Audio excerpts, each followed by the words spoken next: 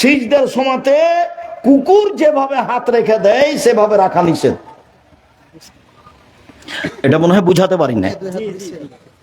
এক্ষণই পর্যন্ত মাটিতে লেগে থাকবে, মহিলা পুরুষ সবার হারাম, এইভাবে থাকবে, এইভাবে না। এটা বলছেন আল্লাহ নবী কুকুরের রাখার মতো, বাঘ শ্রীগালের রাখার মতো, ভাষা ওইভাবে উল্লেখ করেছে। উঠে আসেন আল্লাহ মাগফিরলি ওয়ারহামনি ওয়াহদিনি ওয়াফিনি ওয়ারজুকনি, আল্লাহ তুমি আমাকে রুজি দাও, দয়া করো, খেতে দাও, হেদায়েত দাও। তারপরে আবার সিজদায় ওইগুলি দোয়া।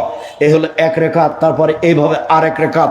তারপরে আত্মাহিয়াতের বৈঠক, ওই বাম পায়ের পাতার উপরে বসতে হবে, ডান পা খাড়ো করে রাখতে হবে, হাত এভাবে রাখতে হবে। তারপরে সালামের বৈঠক।